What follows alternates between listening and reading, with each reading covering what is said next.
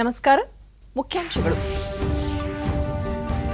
ಮಂಗಳೂರು ಕೊಚ್ಚಿ ನೈಸರ್ಗಿಕ ಅನಿಲ ಕೊಳವೆ ಮಾರ್ಗದಿಂದ ಹೆಚ್ಚಿನ ಉದ್ಯೋಗ ಸೃಷ್ಟಿ, ವಿದೇಶಿ ವಿನಿಮಯ ಉಳಿತಾಯಕ್ಕೆ ಸಹಕಾರಿ, ಪ್ರಧಾನಿ ನರೇಂದ್ರ ಮೋದಿ. ದೇಶದಲ್ಲಿ ಕೋವಿಡ್-19 ಸಕ್ರಿಯ ಪ್ರಕರಣಗಳ ಸಂಖ್ಯೆ ಗಣನೀಯ ಇಳಿಕೆ, ಗುಣಮುಖರಾಗುತ್ತಿರುವವರ ಪ್ರಮಾಣ ಏರಿಕೆ, ಕೇಂದ್ರ ಆರೋಗ್ಯ ಸಚಿವಾಲಯ. ಆಡಳಿತ ಪಕ್ಷದ ಶಾಸಕರುಗಳೊಂದಿಗೆ ಮುಖ್ಯಮಂತ್ರಿ ಬಿಎಸ್ ಯಡಿಯೂರಪ್ಪ ಸಮಾಲೋಚನೆ, ಕ್ಷೇತ್ರದ ಅಭಿವೃದ್ಧಿ ಕಾರ್ಯಗಳ ಕುರಿತು ಚರ್ಚೆ. ಹಾಗೂ ಪರಿಸರ ಸಚಿವಾಲಯದ ಶಿಫಾರಸುಗಳು ಕಾನೂನುಬದ್ಧ, ಸೆಂಟ್ರಲ್ ವಿಸ್ಟಾ ಯೋಜನೆ ಮರು ಅಭಿವೃದ್ಧಿಗೆ ಸುಪ್ರೀಂ ಕೋರ್ಟ್ ಹಸಿರು ನಿಶಾನೆ. ವಾರ್ತೆಗಳ ವಿವರ. ಪ್ರಧಾನಿ ನರೇಂದ್ರ ಮೋದಿ ಅವರಿಂದು ವಿಡಿಯೋ ಕಾನ್ಫರೆನ್ಸ್ ಮೂಲಕ ಕೇರಳದ ಕೊಚ್ಚಿ ಮತ್ತು ಕರ್ನಾಟಕದ ಮಂಗಳೂರು ನಡುವಿನ ನೈಸರ್ಗಿಕ ಅನಿಲ ಕೊಳವೆ ಮಾರ್ಗವನ್ನು ದೇಶಕ್ಕೆ ಸಮರ್ಪಿಸಿದರು. Is designed to transport 12 million metric standard cubic meters per day of natural gas and is laid at a cost of rupees 3,000 crore. The LNG imported at Kochi is regasified to provide the state of Kerala and coastal Karnataka uninterrupted clean energy and affordable fuel. The 450 kilometer ನಂತರ ಅವರು ಪ್ರಗತಿಗೆ ಆದ್ಯತೆ ನೀಡಿ ಎಲ್ಲರೂ ಒಗ್ಗೂಡಿ ಶ್ರಮಿಸಿದರೆ ಅಸಾಧ್ಯವಾದದ್ದು ಯಾವುದೂ ಇಲ್ಲ ಎಂಬುದಕ್ಕೆ ಕೊಚ್ಚಿ ಮಂಗಳೂರು ನೈಸರ್ಗಿಕ ಅನಿಲ ಕೊಳವೆ ಮಾರ್ಗ ಒಂದು ಉತ್ತಮ ಉದಾಹರಣೆಯಾಗಿದೆ ಎಂದರು. ಈ ಅನಿಲ ಮಾರ್ಗ ಒಂದು ರಾಷ್ಟ್ರ ಒಂದು ಅನಿಲ ಗ್ರಿಡ್ ರಚನೆಯಲ್ಲಿ ಪ್ರಮುಖ ಮೈಲಿಗಲ್ಲಾಗಲಿದೆ ಎಂದ ಅವರು, ಇದು ಕೇವಲ ಕೊಳವೆ ಮಾರ್ಗ ಎನಿಸಿದರೂ ಎರಡೂ ರಾಜ್ಯಗಳ ಪ್ರಗತಿಗೆ ದೊಡ್ಡ ಕೊಡುಗೆ ನೀಡಲಿದೆ. ಈ ಯೋಜನೆಯಿಂದ 12 ಮಹತ್ವದ ಪ್ರಯೋಜನಗಳಿವೆ ಎಂದು ಹೇಳಿದರು. ಈ ಕೊಳವೆ ಮಾರ್ಗ ಎರಡೂ ರಾಜ್ಯಗಳ ಲಕ್ಷಾಂತರ ಜನರ ಜೀವನ ಸುಗಮಗೊಳಿಸಲಿದೆ. ಬಡವರು, ಮಧ್ಯಮ ವರ್ಗದವರ ಮತ್ತು ಉದ್ಯಮಿಗಳ ವೆಚ್ಚ ತಗ್ಗಿಸಲಿದ್ದು, ಅನೇಕ ನಗರಗಳಲ್ಲಿ ಅನಿಲ ಪೂರೈಕೆ ವ್ಯವಸ್ಥೆಯ ಮಾಧ್ಯಮವಾಗುತ್ತದೆ. ಅನೇಕ ನಗರಗಳಲ್ಲಿ ಸಿಎನ್ಜಿ ಆಧಾರಿತ ಸಾರಿಗೆಗೆ ಸಹಕಾರಿಯಾಗಲಿದ್ದು, ಮಂಗಳೂರು ರಾಸಾಯನಿಕ ಮತ್ತು ರಸಗೊಬ್ಬರ ಘಟಕಕ್ಕೆ ಶುದ್ಧ ಇಂಧನ ನೀಡುತ್ತದೆ. ಕಡಿಮೆ ವೆಚ್ಚದಲ್ಲಿ ಅಡುಗೆ ಮಾಡಲು ನೆರವಾಗುವುದರ ಜೊತೆಗೆ ರೈತರಿಗೂ ಉಪಯುಕ್ತವಾಗಿದೆ. ಎರಡೂ ರಾಜ್ಯಗಳಲ್ಲಿ ಇದು ವಾಯುಮಾಲಿನ್ಯ ತಗ್ಗಿಸುವಲ್ಲಿ ಮಹತ್ವದ ಪಾತ್ರ ವಹಿಸುತ್ತದೆ ಎಂದರು. कोची मंगलुरु पाइपलाइन इस बात का बहुत बड़ा उदाहरण है कि विकास को प्राथमिकता देते हुए सभी मिलकर काम करें तो कोई भी लक्ष्य असंभव नहीं. ये प्रोजेक्ट से जुड़े लोग जानते हैं कि इंजीनियरिंग के लिहाज से इसे पूरा करना कितना मुश्किल था. प्रोजेक्ट में कई दिक्कतें भी आई,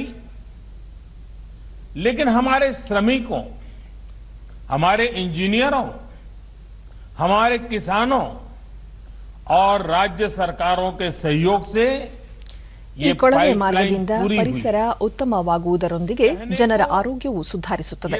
ನಗರಗಳಲ್ಲಿ ಮಾಲಿನ್ಯ ತಗ್ಗಲಿದ್ದು ಅನಿಲ ಆಧಾರಿತ ಆರ್ಥಿಕತೆಗೆ ಸಹಕಾರಿಯಾಗಲಿದೆ. ಈ ಯೋಜನೆಯಿಂದ ಕರ್ನಾಟಕ ಮತ್ತು ಕೇರಳದಲ್ಲಿ ಉದ್ಯೋಗಾವಕಾಶಗಳು ಹೆಚ್ಚಾಗಲಿವೆ. ಈ ಮಾರ್ಗ ಸಂಪೂರ್ಣ ಕಾರ್ಯಾಚರಣೆ ಆರಂಭಿಸಿದ ತರುವಾಯ ಸಾವಿರಾರು ಕೋಟಿ ರೂಪಾಯಿಗಳ ವಿದೇಶಿ ವಿನಿಮಯ ದೇಶಕ್ಕೆ ಉಳಿತಾಯವಾಗಲಿದೆ ಎಂದರು.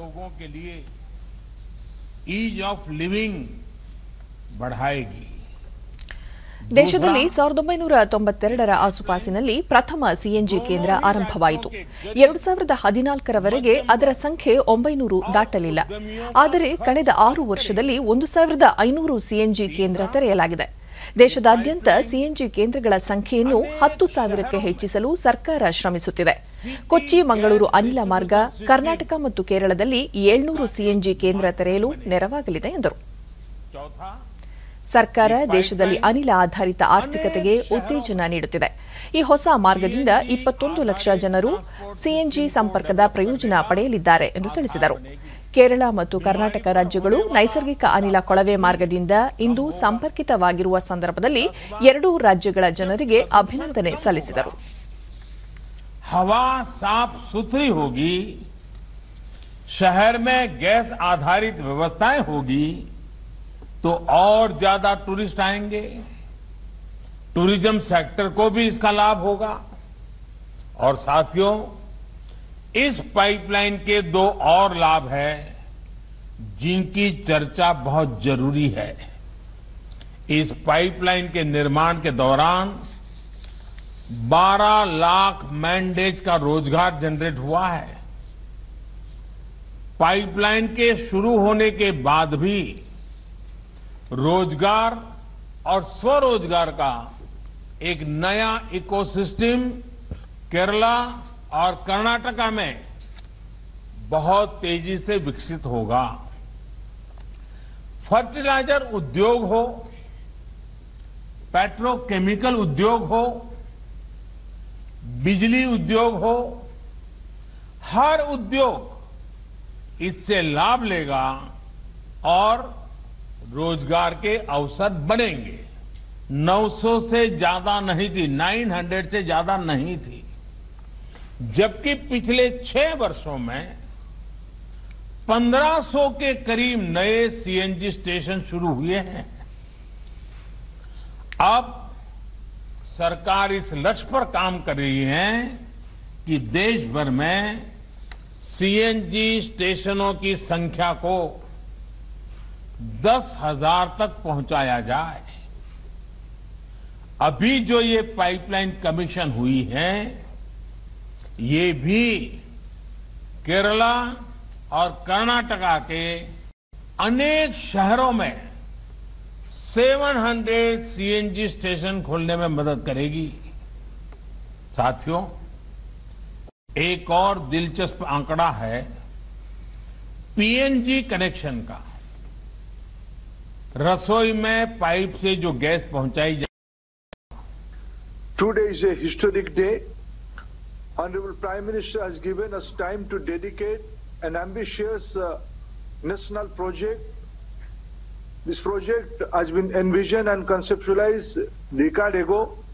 450-kilometer gas pipeline starting from Kerala to Karnataka and Tamil Nadu. This project is much delayed. ಇದಕ್ಕೂ ಮುನ್ನ ಪೆಟ್ರೋಲಿಯಂ ಮತ್ತು ನೈಸರ್ಗಿಕ ಅನಿಲ ಖಾತೆ ಸಚಿವ ಧರ್ಮೇಂದ್ರ ಪ್ರಧಾನ್ 450 ಕಿಲೋಮೀಟರ್ ಉದ್ದದ ಕೇರಳ ಕರ್ನಾಟಕ ಅನಿಲ ಕೊಳವೆ ಮಾರ್ಗ ಲೋಕಾರ್ಪಣೆ ಒಂದು ಐತಿಹಾಸಿಕ ಕ್ಷಣವಾಗಿದೆ ಎಂದರು. ಒಟ್ಟು 3,000 ಕೋಟಿ ರೂಪಾಯಿ ವೆಚ್ಚದ ಯೋಜನೆಯ ಕಾಮಗಾರಿ ನಿರ್ಮಾಣವು ಉದ್ಯೋಗವನ್ನು ಸೃಷ್ಟಿಸಿತು ಎಂದರು. Today the project has seized the light of the day. I am very much grateful and obliged to Honorable Prime Minister for participating and given consent to dedicate this project. The project will ಮುಖ್ಯಮಂತ್ರಿ BS Yediyurappa ಯೋಜನೆಯಿಂದ ದಕ್ಷಿಣ ಕನ್ನಡ ಮತ್ತು ಉಡುಪಿ ಜಿಲ್ಲೆಯ 4 ಲಕ್ಷ ಮನೆಗಳಿಗೆ ಅಡುಗೆ ಅನಿಲ ನೇರ ಪೂರೈಕೆಯಾಗಲಿದ್ದು ವಾಣಿಜ್ಯ ಉದ್ದೇಶಕ್ಕೂ ಅನಿಲ ದೊರಕುತ್ತದೆ. ಮುಂದಿನ ದಿನಗಳಲ್ಲಿ ರಾಜ್ಯದ ಪ್ರಮುಖ ನಗರಗಳಲ್ಲಿ ನೈಸರ್ಗಿಕ ಅನಿಲ ಬಳಕೆ ಪ್ರಮಾಣ ಹೆಚ್ಚಲಿದೆ. ಹಲವು ಸವಾಲುಗಳ ನಡುವೆ ಯೋಜನೆಯನ್ನು ಪೂರ್ಣಗೊಳಿಸಿದ ಪ್ರಧಾನಿ ಅವರ ದೃಢ ಸಂಕಲ್ಪ ಶ್ಲಾಘನೀಯ ಎಂದರು. ಈ ಸಂದರ್ಭದಲ್ಲಿ ಕೇಂದ್ರ ಸಚಿವ ಪ್ರಹ್ಲಾದ್ ಜೋಶಿ, ಕರ್ನಾಟಕದ ರಾಜ್ಯಪಾಲ ವಜುಭಾಯಿ ವಾಲಾ, ಕೇರಳ ರಾಜ್ಯಪಾಲ ಆರಿಫ್ ಮೊಹಮ್ಮದ್ ಖಾನ್, ಕೇರಳ ಮುಖ್ಯಮಂತ್ರಿ ಪಿಣರಾಯಿ ವಿಜಯನ್ ಮತ್ತಿತರರು ಉಪಸ್ಥಿತರಿದ್ದರು. In the industrial areas and SEZs. I am happy that the project is successfully completed despite of several challenges. In Dabhol, Bangalore pipeline is already functioned and is catering to 25,000 households in Bangalore.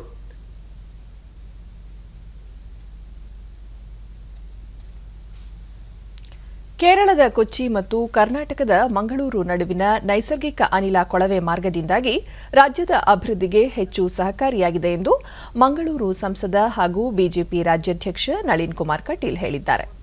ಅತ್ಯಂತ ವೇಗವಾಗಿ ಬೆಳೆಯುತ್ತಿರುವ ನಗರಗಳಲ್ಲಿ ಒಂದಾದ ಮಂಗಳೂರಿಗೆ ಈ ಯೋಜನೆ ಅತ್ಯಂತ ಅಗತ್ಯವಾಗಿತ್ತು. ಇದು ದಕ್ಷಿಣ ಕನ್ನಡ ಮತ್ತು ಉಡುಪಿ ಜಿಲ್ಲೆಯ ಎಲ್ಲ ನಗರಗಳಿಗೆ ವಿಸ್ತರಣೆಯಾಗಲಿದೆ ಎಂದು ಆಶಯ ವ್ಯಕ್ತಪಡಿಸಿದರು. ಈ ಯೋಜನೆಯಿಂದ ಅಡುಗೆ ಅನಿಲ ಮನೆಗಳಿಗೆ ಪೂರೈಕೆಯಾಗುವುದಷ್ಟೇ ಅಲ್ಲದೆ ರೈತರ ಯೂರಿಯಾ ಸಮಸ್ಯೆ ಕೂಡ ಬಗೆಹರಿಯಲಿದೆ. ಅನಿಲ ಸಾಗಣೆಯ ಸಾರಿಗೆ ಸಮಸ್ಯೆ ನಿವಾರಣೆಯಾಗಲಿದ್ದು ಸ್ಮಾರ್ಟ್ ಸಿಟಿ ಯೋಜನೆಯಡಿ ಮಂಗಳೂರು ನಗರದ ಅಭಿವೃದ್ಧಿಗೆ ಕೇಂದ್ರ ಸರ್ಕಾರ 20,000 ಕೋಟಿ ರೂಪಾಯಿ ಘೋಷಿಸಿದೆ. ಸದ್ಯ 1,000 ಕೋಟಿ ರೂಪಾಯಿ ವೆಚ್ಚದ ಕಾಮಗಾರಿಗಳು ಪ್ರಗತಿಯಲ್ಲಿವೆ ಎಂದು ತಿಳಿಸಿದರು. ವಿಶೇಷವಾಗಿ ಇದರಿಂದ ಬಹಳಷ್ಟು ಪ್ರಯೋಜನ ಆಗುವುದಿದೆ. ಅದರ ಜೊತೆಗೆ ಎಂಸಿಎಫ್ ಬಹಳ ಸಮಸ್ಯೆಯಲ್ಲಿರ್ತಕ್ಕಂಥದ್ದು ನಫ್ತಾ ಸಮಸ್ಯೆಯಲ್ಲಿತ್ತು. 2 ಬಾರಿ ಎಂಸಿಎಫ್ನಲ್ಲಿ ನಫ್ತಾ ಸಮಸ್ಯೆ ಆಗಿ ಪ್ರೊಡಕ್ಷನ್ ನಿಲ್ಲತಕ್ಕಂಥ ಹಂತದಲ್ಲಿದ್ದಾಗ ಅನಂತಕುಮಾರ್ ಇದ್ರು. ಅದಕ್ಕೆ ನಮ್ಮ ಪ್ರಭಾಕರ್ ಅವರು ಬಂದು ಬೆನ್ನು ತಾಗಿ ಆ ಕಾರ್ಯವನ್ನು ಮಾಡ್ತಾ ಇರತಕ್ಕಂಥ ಸಂದರ್ಭದಲ್ಲಿ ಇಲ್ಲಿಯ ಗ್ಯಾಸಿನ ಅವಶ್ಯಕತೆಯನ್ನು ಅವರು ಮನಗಂಡರು. ಹಾಗಾಗಿ ಇವತ್ತು MRP ಇರ್ಬೋದು, MCF ಇರ್ಬೋದು, ಇಂಥ ಉದ್ಯಮಗಳಿಗೆ ಇದರಿಂದ ಬಹಳಷ್ಟು ಅನುಕೂಲ ಆಗುತ್ತೆ. ಇವತ್ತು ನಫ್ತಾದಿಂದ ಆಗುವ ಸಮಸ್ಯೆಯನ್ನ ಗ್ಯಾಸ್ ಇಂದ ಬಹಳಷ್ಟು ಲಾಭದಾಯಕ ಆಗುತ್ತೆ. ಹಾಗಾಗಿ ಇದರ ಬಹಳ ದೊಡ್ಡ ಪ್ರಯೋಜನ ಯಾರಿಗೆ ಅಂತ ಹೇಳಿದ್ರೆ ಮುಂದಿನ ದಿನಗಳಲ್ಲಿ ಈ ರಾಜ್ಯದ ರೈತರಿಗೂ ಆಗುತ್ತೆ. ಯಾಕೆಂದ್ರೆ ಯೂರಿಯಾ ಮುಖಾಂತರ ಬಹಳಷ್ಟು ಸುಲಭ ಆಗುತ್ತೆ. ಹಾಗಾಗಿ ಇದು ಕೇವಲ ಮನೆ ಗ್ಯಾಸಿಗಿಂತ ಹೆಚ್ಚು ರೈತರನ್ನು ಗುರಿಯಾಗಿಟ್ಕೊಂಡು ಮಾಡಿರತಕ್ಕಂಥದ್ದು. ಕಳೆದ ಸೆಪ್ಟೆಂಬರ್ 21ರಂದು ದೇಶದಲ್ಲಿ 10 ಲಕ್ಷಕ್ಕೂ ಅಧಿಕ ಸಕ್ರಿಯ ಕೋವಿಡ್ ಪ್ರಕರಣ ಇದ್ದದ್ದು ಕ್ರಮೇಣ ಇಳಿಮುಖವಾಗಿ ಪ್ರಸ್ತುತ ಜನವರಿ 2ರಂದು 2,50,000ವಷ್ಟೇ ಆಗಿದೆ ಎಂದು ಕೇಂದ್ರ ಆರೋಗ್ಯ ಮತ್ತು ಕುಟುಂಬ ಕಲ್ಯಾಣ ಸಚಿವಾಲಯದ ಕಾರ್ಯದರ್ಶಿ ರಾಜೇಶ್ ಭೂಷಣ್ ತಿಳಿಸಿದ್ದಾರೆ. ಈ 2.5 ಲಕ್ಷ ಸಕ್ರಿಯ ಪ್ರಕರಣಗಳ ಪೈಕಿ 43.96% ಸೋಂಕಿತರು ಆರೋಗ್ಯ ಕೇಂದ್ರಗಳಲ್ಲಿ ಚಿಕಿತ್ಸೆ ಪಡೆಯುತ್ತಿದ್ದರೆ 56.04% ರೋಗಿಗಳು ಮನೆಗಳಲ್ಲೇ ಪ್ರತ್ಯೇಕವಾಗಿದ್ದು ಚಿಕಿತ್ಸೆ ಪಡೆಯುತ್ತಿದ್ದಾರೆ ಎಂದು ವಿವರಿಸಿದರು. 10 ದಶಲಕ್ಷ ಜನಸಂಖ್ಯೆಗೆ ಹೋಲಿಸಿದರೆ ಸೋಂಕಿನ ಪ್ರಕರಣಗಳ ಸಂಖ್ಯೆ ಭಾರತ ಇಂದಿಗೂ ವಿಶ್ವದಲ್ಲೇ ಅತ್ಯಂತ ಕಡಿಮೆ ಇದೆ. ಅಮೆರಿಕದಲ್ಲಿ ಪ್ರತಿ 10 ಲಕ್ಷ ಜನರಲ್ಲಿ 61,204 ಜನರು ಸೋಂಕಿತರಾಗಿದ್ದರೆ ಭಾರತದಲ್ಲಿ ಈ ಸಂಖ್ಯೆ ಕೇವಲ 7,504 ಎಂದು ವಿವರಿಸಿದರು. ಪ್ರತಿ 10 ಲಕ್ಷ ಸೋಂಕಿತರ ಪೈಕಿ ಸಾವಿನ ಪ್ರಮಾಣದಲ್ಲೂ ಭಾರತದಲ್ಲಿ ಮರಣ ದರ ಅತ್ಯಂತ ಕಡಿಮೆ ಇದೆ. ಇಟಲಿಯಲ್ಲಿ ಪ್ರತಿ 10 ಲಕ್ಷ ರೋಗಿಗಳ ಪೈಕಿ 1,245 ಜನರು ಮೃತಪಟ್ಟಿದ್ದರೆ ಭಾರತದಲ್ಲಿ ಮರಣ ದರ 108 ಆಗಿದೆ ಎಂದು ತಿಳಿಸಿದರು. एक जो बड़ी महत्वपूर्ण बात है जो हम पहली बार आपसे शेयर कर रहे हैं, हालांकि इसको हम लगातार मॉनिटर करते थे, ಸಕ್ರಿಯ ಪ್ರಕರಣಗಳ ವಿಚಾರದಲ್ಲಿ ಪ್ರತಿ 10 ಲಕ್ಷ ಜನರಿಗೆ ಅಮೆರಿಕದಲ್ಲಿ 24,863 ಜನರಲ್ಲಿ ಸೋಂಕು ಸಕ್ರಿಯವಾಗಿದ್ದರೆ ಭಾರತದಲ್ಲಿ ಈ ಪ್ರಮಾಣ ಕೇವಲ 167 ಎಂದು ತಿಳಿಸಿದರು. ಕಳೆದ 7 ದಿನಗಳಲ್ಲಿ ಭಾರತದಲ್ಲಿ ಪ್ರತಿ 10 ಲಕ್ಷ ಜನಸಂಖ್ಯೆಗೆ ಕೇವಲ ಒಬ್ಬರು ಮಾತ್ರ ಕೋವಿಡ್ ಸೋಂಕಿನಿಂದ ಮೃತಪಟ್ಟಿದ್ದಾರೆ. ಆದರೆ ಈ ದರ ಯುಕೆಯಲ್ಲಿ 63 ಆಗಿದೆ ಎಂದು ವಿವರಿಸಿದರು. ಕೋವಿಡ್ ಲಸಿಕೆ ನೀಡಿಕೆಯ ನಿರ್ವಹಣಾ ವ್ಯವಸ್ಥೆಯ ಬಗ್ಗೆ ವಿವರ ನೀಡಿದ ಅವರು ಭಾರತದಲ್ಲಿ ಸಾರ್ವತ್ರಿಕ ಲಸಿಕೀಕರಣ ಯೋಜನೆ ಅಡಿಯಲ್ಲಿ ಡಿಜಿಟಲ್ ನೆರವಿನಿಂದ ನಿಗಾ ಇಡಲು ವ್ಯವಸ್ಥೆ ರೂಪಿಸಿರುವುದಾಗಿ ತಿಳಿಸಿದರು. This indicates that the overall burden on the healthcare structure, health delivery structure in the country has declined appreciably on account of COVID. तो ये हम आपके साथ शेयर करना चाहते थे आज. अब विश्व के साथ अगर तुलना करें तो केसेस पर मिलियन ऑफ पॉपुलेशन अभी भी we are amongst the lowest in the world. 7,504 case पर मिलियन हमारे यहाँ हैं और you operate. In the context of Covaxin, what is also very notable, as you noticed in the presentation made just now, that this is a vaccine which is exciting antibody response to not just S protein but also additional proteins, namely the nucleocapsid protein and the other the membrane protein. At least three antigenic on 3 sites. So today all the vaccines are working. Today we are happy that none of the mutations have challenged the existing vaccines, including these two, as well as the vaccines that are now in vogue, namely Pfizer and Moderna.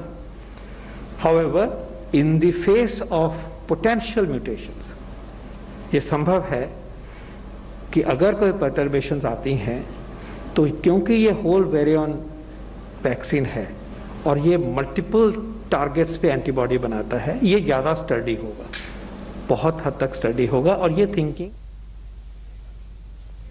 ಹಟ್ಟಿ ಚಿನ್ನದ ಗಣಿ ನಿಗಮ ನಿಯಮಿತ ವತಿಯಿಂದ 2019-20 ಸಾಲಿನ ಲಾಭಾಂಶದ ಮೊತ್ತ 11.4 ಕೋಟಿ ರೂಪಾಯಿಗಳ ಚೆಕ್ ಅನ್ನು ಗಣಿ ಮತ್ತು ಭೂವಿಜ್ಞಾನ ಸಚಿವ ಸಿಸಿ ಪಾಟೀಲ್ ಬೆಂಗಳೂರಿನಲ್ಲಿಂದು ಮುಖ್ಯಮಂತ್ರಿ ಬಿಎಸ್ ಯಡಿಯೂರಪ್ಪ ಅವರಿಗೆ ಹಸ್ತಾಂತರಿಸಿದರು. ಈ ಸಂದರ್ಭದಲ್ಲಿ ಇಲಾಖೆ ಪ್ರಧಾನ ಕಾರ್ಯದರ್ಶಿ ಕುಮಾರ್ ನಾಯಕ್, ಹಟ್ಟಿ ಗೋಲ್ಡ್ ಮೇನ್ಸ್ ನಿಗಮದ ಅಧ್ಯಕ್ಷ ಮಾನಪ್ಪ ಮತ್ತಿತರರು ಉಪಸ್ಥಿತರಿದ್ದರು. ಬಿಜೆಪಿ ಶಾಸಕರುಗಳ ಸಭೆ 2ನೇ ದಿನವಾದ ಇಂದು ಕೂಡ ಬೆಂಗಳೂರಿನಲ್ಲಿ ನಡೆಯುತ್ತಿದೆ. ಪಕ್ಷದ ಶಾಸಕರ ಸಮಸ್ಯೆಗಳು, ಕ್ಷೇತ್ರದ ಅಭಿವೃದ್ಧಿಗೆ ಆಗಬೇಕಾಗಿರುವ ಕೆಲಸ ಕಾರ್ಯಗಳು, ಅನುದಾನ ಹಂಚಿಕೆ ಸೇರಿದಂತೆ ವಿವಿಧ ವಿಷಯಗಳ ಕುರಿತು ಮುಖ್ಯಮಂತ್ರಿ ಬಿಎಸ್ ಯಡಿಯೂರಪ್ಪ ಶಾಸಕರೊಂದಿಗೆ ಸಮಾಲೋಚಿಸುತ್ತಿದ್ದಾರೆ. ಬಹುತೇಕ ಬಿಜೆಪಿ ಶಾಸಕರು ಸಭೆಯಲ್ಲಿ ಪಾಲ್ಗೊಂಡು ತಮ್ಮ ತಮ್ಮ ಕ್ಷೇತ್ರಗಳ ಅಭಿವೃದ್ಧಿ ಸೇರಿದಂತೆ ವಿವಿಧ ವಿಷಯಗಳ ಕುರಿತು ಮಾಹಿತಿ ಒದಗಿಸಿದರು. ಸಭೆಯಲ್ಲಿ ಉಪಮುಖ್ಯಮಂತ್ರಿ ಗೋವಿಂದ ಕಾರಜೋಳ ಸೇರಿದಂತೆ ಹಲವು ಸಚಿವರು ಉಪಸ್ಥಿತರಿದ್ದಾರೆ.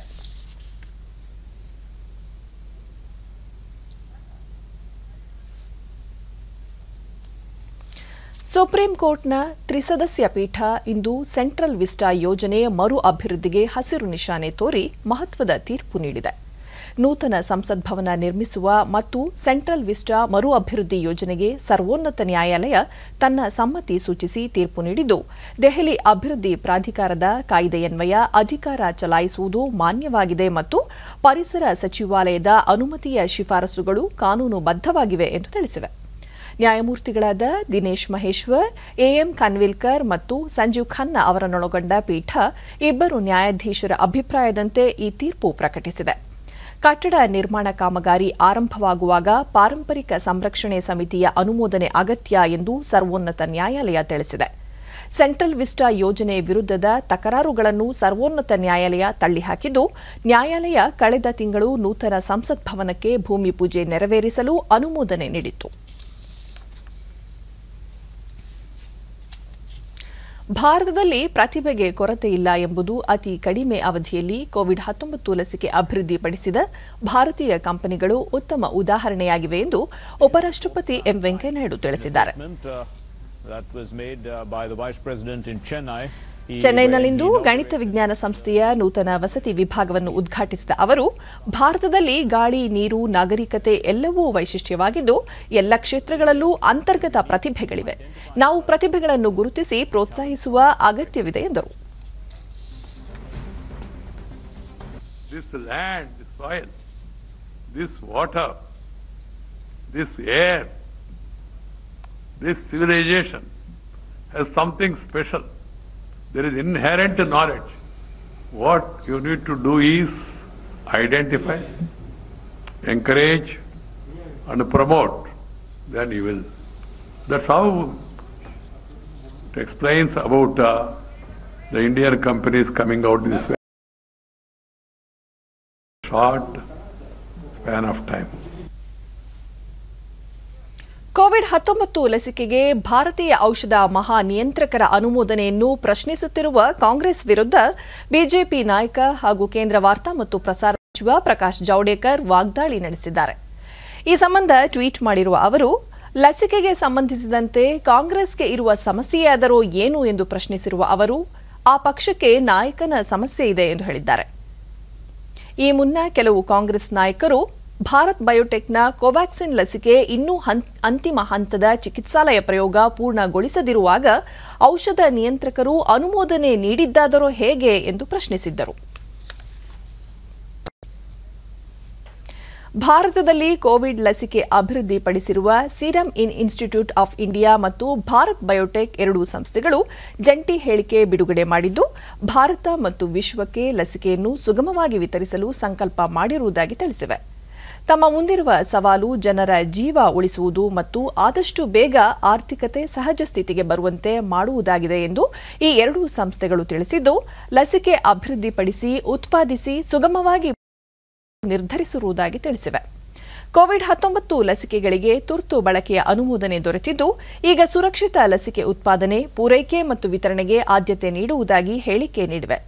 ದೇಶದ ಜನತೆಗೆ ಲಸಿಕೆಯ ಅಗತ್ಯದ ಅರಿವು ತಮಗಿದ್ದು, ಲಸಿಕೆಯ ದಕ್ಷತೆ ಮತ್ತು ಸುರಕ್ಷತೆಗೆ ಸಂಪೂರ್ಣ ಬದ್ಧವಾಗಿರುವುದಾಗಿಯೂ ಸ್ಪಷ್ಟಪಡಿಸಿವೆ.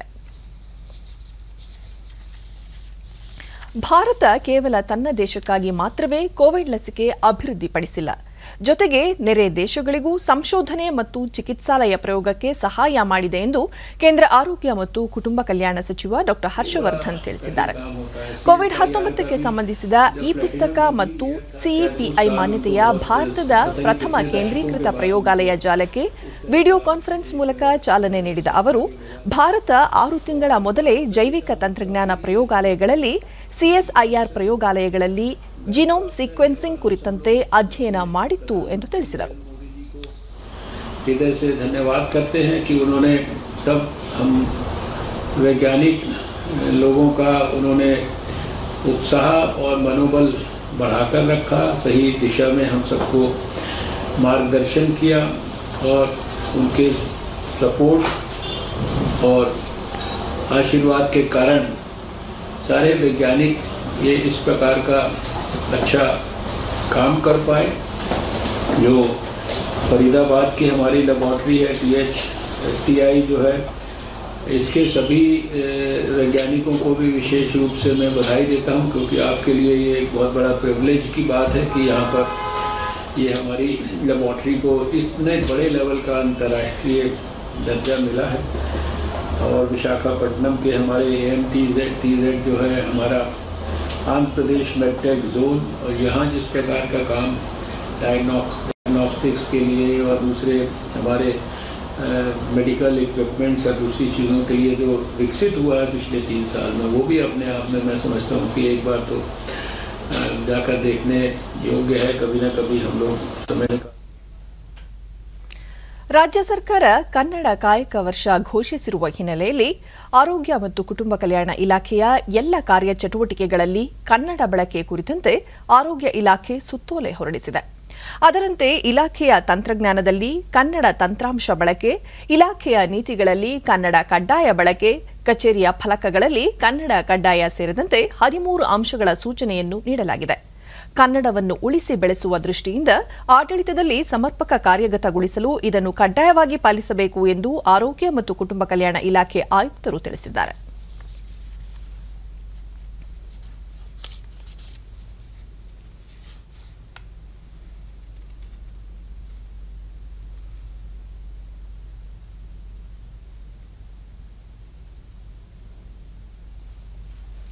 ಜನವರಿ 1ರಿಂದ ರಾಜ್ಯಾದ್ಯಂತ 10 ಮತ್ತು 12ನೇ ತರಗತಿಯ ಶಾಲಾ ಕಾಲೇಜುಗಳು ಪುನರಾರಂಭವಾಗಿದ್ದು, ಕೋಲಾರ ಜಿಲ್ಲೆಯಲ್ಲಿ ಉತ್ತಮ ಸ್ಪಂದನೆ ವ್ಯಕ್ತವಾಗಿದೆ.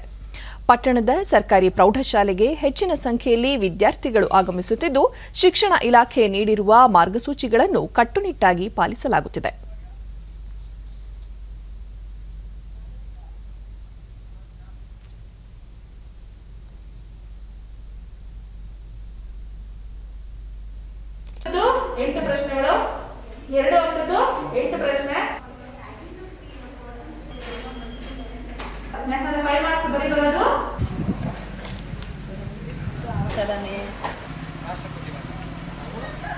ಎಷ್ಟು ವಿಭಾಗ?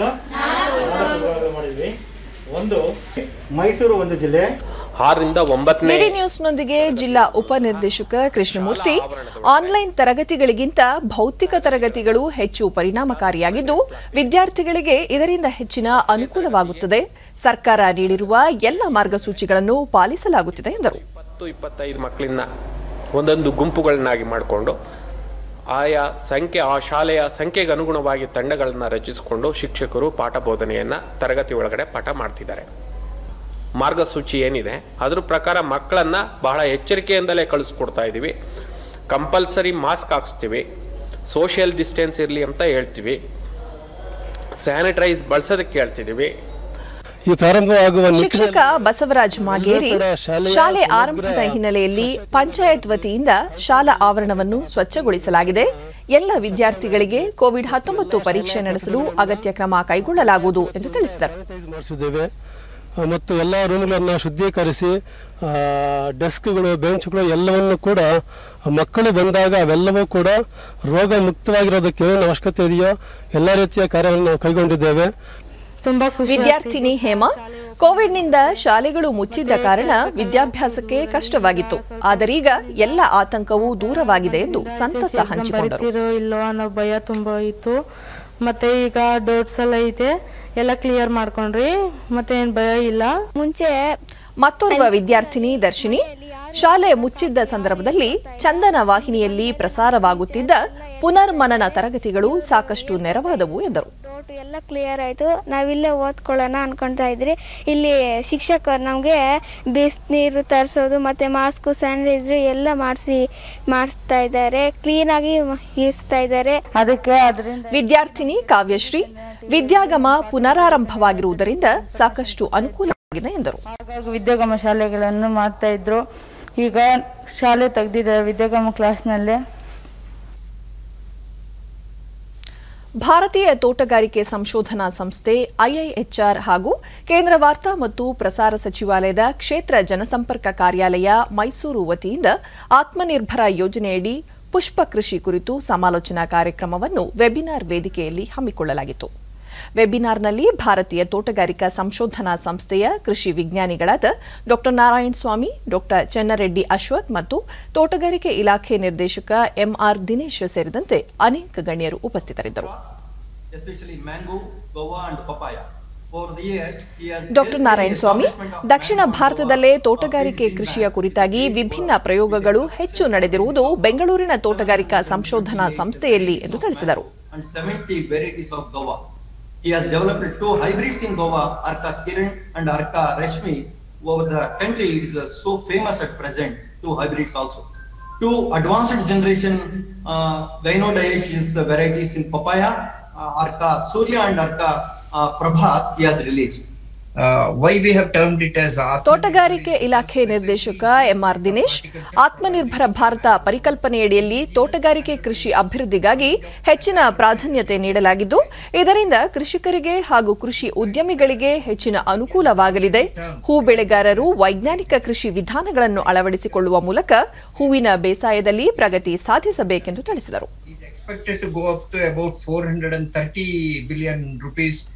The 472 billion rupees by 2024. We have several hubs in the country wherein this entrepreneurship is at the pinnacle as far as floriculture is concerned. Like in Gurugram, in Hyderabad, in Bangalore, in Pune, these are the few centers in India wherein lot of entrepreneurs have come up having a floriculture industry of their own. COVID-19 ಲಸಿಕೆಯ ತುರ್ತು ಬಳಕೆಗೆ ಕೇಂದ್ರ ಸರ್ಕಾರ ಒಪ್ಪಿಗೆ ನೀಡಿರುವ ಹಿನ್ನೆಲೆಯಲ್ಲಿ ದೇಶದಾದ್ಯಂತ ಲಸಿಕೆ ವಿತರಣೆಗೆ ಅಗತ್ಯ ಸಿದ್ಧತೆಗಳು ನಡೆಯುತ್ತಿವೆ. ರಾಮನಗರ ಜಿಲ್ಲೆಯಲ್ಲೂ ಲಸಿಕೆ ವಿತರಣೆಗೆ ಎಲ್ಲ ಪೂರ್ವ ಸಿದ್ಧತೆ ಮಾಡಿಕೊಳ್ಳಲಾಗಿದ್ದು, ಮೊದಲ ಹಂತದಲ್ಲಿ ಆರೋಗ್ಯ ಕಾರ್ಯಕರ್ತರಿಗೆ ಲಸಿಕೆ ನೀಡಲು ಯೋಜಿಸಲಾಗಿದೆ.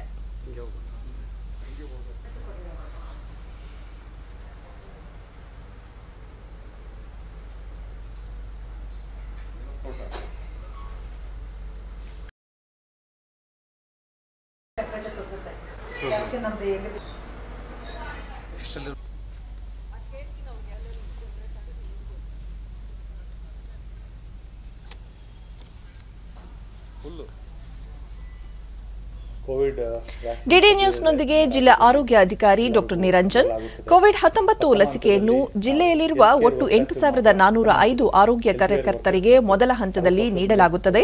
ಇದಕ್ಕಾಗಿ 270 ಮಂದಿಗೆ ತರಬೇತಿ ನೀಡಲಾಗಿದ್ದು, ಜಿಲ್ಲೆಯಾದ್ಯಂತ 395 ಲಸಿಕೆ ಕೇಂದ್ರಗಳನ್ನು ಗುರುತಿಸಲಾಗಿದೆ ಎಂದು ಮಾಹಿತಿ ನೀಡಿದರು. ಅದರಲ್ಲಿ ಗವರ್ಮೆಂಟ್ ಹೆಲ್ತ್ ವರ್ಕರ್ಸು 5,444 ಇದ್ದಾರೆ, ಮತ್ತು ಪ್ರೈವೇಟ್ ಕೇರ್ ಹೆಲ್ತ್ ವರ್ಕರ್ಸು 2,961 ಇದ್ದಾರೆ. ಸೊ ಮೊದಲೇ ಹಂತದಲ್ಲಿ ಏನು ಹೇಳ್ತಾ ಇದ್ದೀವಿ, 8,405 ಮಂದಿಗೆ ನಾವು ಕೋವಿಡ್ ವ್ಯಾಕ್ಸಿನನ್ನು ಕೊಡ್ತೀವಿ. ಇದರಲ್ಲಿ 270 ವ್ಯಾಕ್ಸಿನೇಟರ್ಸ್, ಅಂದರೆ ಯಾರು ವ್ಯಾಕ್ಸಿನ್ ನಾವು ಕೊಡ್ತೀವಲ್ಲ ಅವ್ರನ್ನ ನಾವು ನೇಮಕ ಮಾಡಿಕೊಂಡಿದ್ದೀವಿ ನಮ್ಮಲ್ಲೇ. ಮತ್ತು ಕೋವಿಡ್ ವ್ಯಾಕ್ಸಿನ್ ಕೊಡೋ ಸೆಂಟರ್ಸು 395 ನಮ್ಮ ಜಿಲ್ಲಾದ್ಯಂತ 395 ನಾವು ವ್ಯಾಕ್ಸಿನ್ ಸೆಂಟರ್ಸನ್ನು ಮಾಡ್ಕೊಂಡಿದ್ದೀವಿ. ಸೊ ಈ ವ್ಯಾಕ್ಸಿನ್ ಬಂದ ತಕ್ಷಣ ನಮ್ಮಲ್ಲಿ ಸಾಕಷ್ಟು ಶೇಖರಣೆ ಮಾಡ್ಕೊಳ್ಳೋಕ್ಕೆ, ವ್ಯಾಕ್ಸಿನ್ ಶೇಖರಣೆ ಮಾಡ್ಕೊಳ್ಳೋಕ್ಕೆ ನಮ್ಮ ಜಿಲ್ಲೆಯಾದ್ಯಂತ ಸಾಕಷ್ಟು ಫ್ರೀಸರ್ಗಳಿದೆ. ಸೊ ಅದೇನು ಸಮಸ್ಯೆ ಇಲ್ಲ. ಎಡಗಾಲಿನ ಮಣಿಕಟ್ಟಿನ ಸಮಸ್ಯೆಗೆ ಒಳಗಾಗಿರುವ batsman wicket keeper KL Rahul Australia ವಿರುದ್ಧ ಕೊನೆಯ 2 ಟೆಸ್ಟ್ ಪಂದ್ಯಗಳಿಗೆ ಅಲಭ್ಯರಾಗಿದ್ದಾರೆ. ಮೆಲ್ಬೋರ್ನ್ನಲ್ಲಿ ಶನಿವಾರ ಅಭ್ಯಾಸ ನಡೆಸುತ್ತಿದ್ದ ವೇಳೆ ಗಾಯಗೊಂಡಿದ್ದ ಅವರಿಗೆ ವೈದ್ಯಕೀಯ ತಂಡ ವಿಶ್ರಾಂತಿ ಅಗತ್ಯವಿದೆ ಎಂದು ಹೇಳಿರುವ ಹಿನ್ನೆಲೆಯಲ್ಲಿ ರಾಹುಲ್ ಶೀಘ್ರ ಭಾರತಕ್ಕೆ ಆಗಮಿಸಿ ರಾಷ್ಟ್ರೀಯ ಕ್ರಿಕೆಟ್ ಅಕಾಡೆಮಿಯಲ್ಲಿ ಚಿಕಿತ್ಸೆ ಪಡೆಯಲಿದ್ದಾರೆ ಎಂದು ಬಿಸಿಸಿಐ ಹೇಳಿದೆ. ಆಸ್ಟ್ರೇಲಿಯಾ ವಿರುದ್ಧದ ಏಕದಿನ ಮತ್ತು ಟಿ20 ಸರಣಿಯಲ್ಲಿ ಪಾಲ್ಗೊಂಡಿದ್ದ ರಾಹುಲ್ 4 ಪಂದ್ಯಗಳ ಟೆಸ್ಟ್ ಸರಣಿಯ ಮೊದಲೆರಡು ಪಂದ್ಯಗಳಲ್ಲಿ ಆಡುವ 11ರ ಬಳಗದಲ್ಲಿ ಸ್ಥಾನ ಪಡೆಯುವಲ್ಲಿ ವಿಫಲರಾಗಿದ್ದರು. ಕೊನೆಯಲ್ಲಿ ಮತ್ತೊಮ್ಮೆ ಮುಖ್ಯಾಂಶಗಳು. ಮಂಗಳೂರು ಕೊಚ್ಚಿ ನೈಸರ್ಗಿಕ ಅನಿಲ ಕೊಳವೆ ಮಾರ್ಗದಿಂದ ಹೆಚ್ಚಿದ ಉದ್ಯೋಗ ಸೃಷ್ಟಿ, ವಿದೇಶಿ ವಿನಿಮಯ ಉಳಿತಾಯಕ್ಕೆ ಸಹಕಾರಿ, ಪ್ರಧಾನಿ ನರೇಂದ್ರ ಮೋದಿ. ದೇಶದಲ್ಲಿ ಕೋವಿಡ್-19 ಸಕ್ರಿಯ ಪ್ರಕರಣಗಳ ಸಂಖ್ಯೆ ಗಣನೀಯ ಇಳಿಕೆ, ಗುಣಮುಖರಾಗುತ್ತಿರುವವರ ಪ್ರಮಾಣ ಏರಿಕೆ, ಕೇಂದ್ರ ಆರೋಗ್ಯ ಸಚಿವಾಲಯ. ಆಡಳಿತ ಪಕ್ಷದ ಶಾಸಕರುಗಳೊಂದಿಗೆ ಮುಖ್ಯಮಂತ್ರಿ ಬಿಎಸ್ ಯಡಿಯೂರಪ್ಪ ಸಮಾಲೋಚನೆ, ಕ್ಷೇತ್ರದ ಅಭಿವೃದ್ಧಿ ಕಾರ್ಯಗಳ ಕುರಿತು ಚರ್ಚೆ. ಹಾಗೂ ಪರಿಸರ ಸಚಿವಾಲಯದ ಶಿಫಾರಸುಗಳು ಕಾನೂನುಬದ್ಧ, ಸೆಂಟ್ರಲ್ ವಿಸ್ಟಾ ಯೋಜನೆ ಮರು ಅಭಿವೃದ್ಧಿಗೆ ಸುಪ್ರೀಂ ಕೋರ್ಟ್ ಹಸಿರು ನಿಶಾನೆ. ನಮ್ಮ ವಾರ್ತಾ ಪ್ರಸಾರವನ್ನು ನೀವು ಡಿಡಿ ಚಂದನ ನ್ಯೂಸ್ ಯೂಟ್ಯೂಬ್ ಚಾನೆಲ್ನಲ್ಲೂ ವೀಕ್ಷಿಸಬಹುದು. ನಮ್ಮ ಮುಂದಿನ ವಾರ್ತಾ ಪ್ರಸಾರ ಸಂಜೆ 7 ಗಂಟೆಗೆ ಡಿಡಿ ಚಂದನದಲ್ಲಿ. ನಮಸ್ಕಾರ.